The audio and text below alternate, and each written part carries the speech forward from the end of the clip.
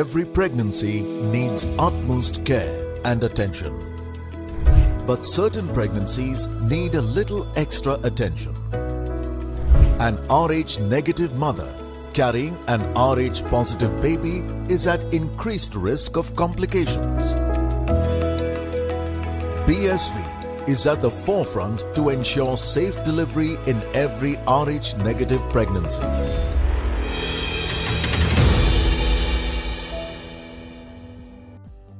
In this edition of the Beyond the Boundary, I am talking to England pacer Natasha Farrant about her comeback to England side ahead of the World Cup, the 100 triumph with Oval Invincibles, missing out on 2017 World Cup, and losing her central contract in 2019 before gaining it back in 2021, and much more.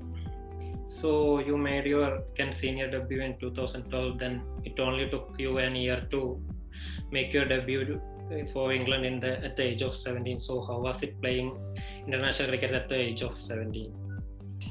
I think I was a bit sort of unaware how big of a deal it was, if I'm honest. I obviously just loved the whole experience. I had some really good mates in the team, like obviously Lottie, Lydia, Laura Marsh. So they made me feel very comfortable. And yeah, it was obviously a very quick sort of trajectory for me. But I think because it happened so fast, I couldn't really think about what had actually happened. And I think now that I'm a bit older, I can sort of reflect that it was quite a big thing to play for England at 17. But at the time, I was just absolutely loving it, being out there with some really good teammates around me. And I just don't really think I realised the scale of what was happening at the time.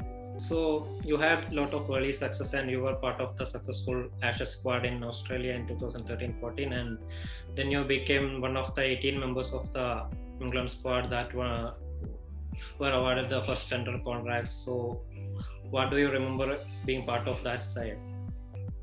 Yeah, I think it was just all really exciting. Obviously, when the central contracts came in, I was still at school. It was a bit surreal, if I'm honest.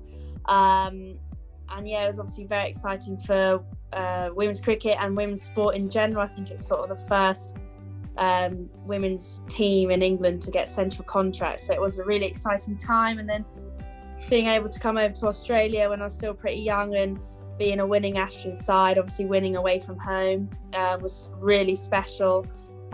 We had such a great team. And yeah, it was just all a bit of a whirlwind at that time.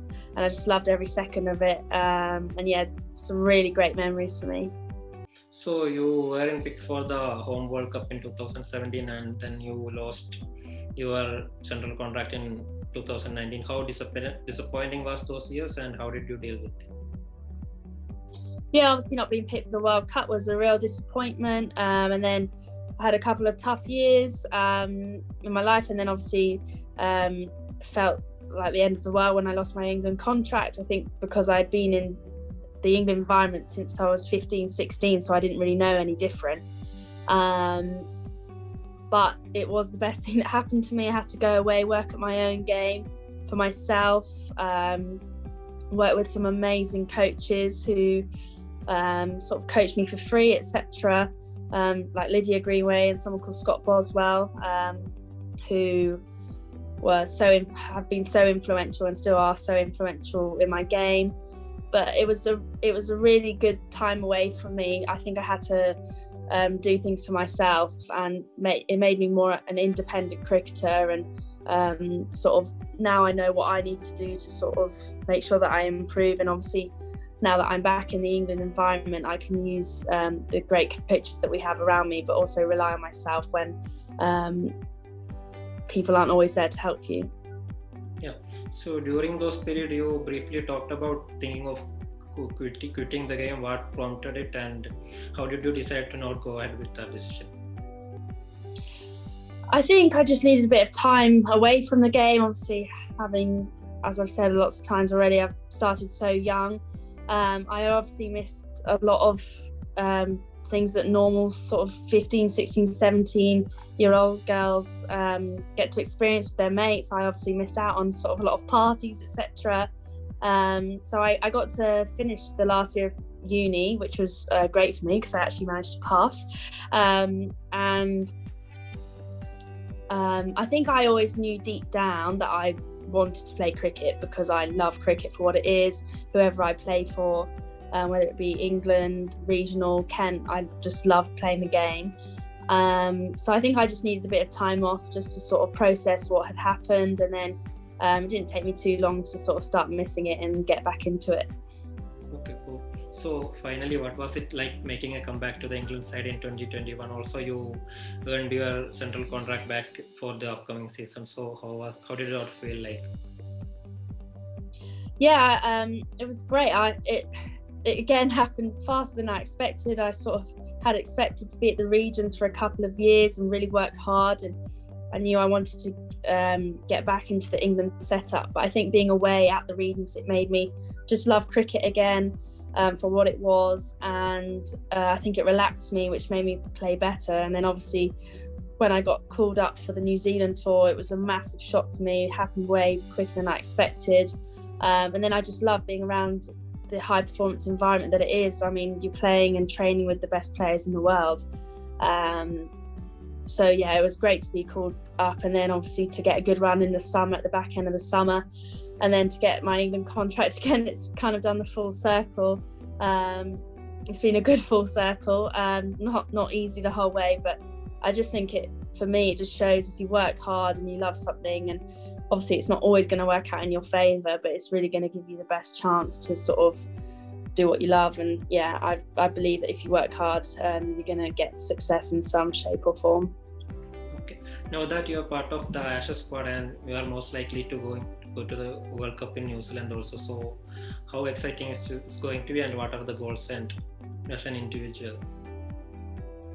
As an individual, it's just sort of contribute to the team, really. I know it's a very cliche answer, but every time I get to wear the England shirt, I think because of what's happened to me in the past, I'm just so grateful for it, and it just makes me want to go and perform out there for the team. Obviously I have personal goals, but I think all our goals sort of align with the team. We want to win the Ashes and we want to win the World Cup, and to do that you just need to do your job on the pitch. So if I get the opportunities, I'll just go out there and try and make sure that I do my role for the team.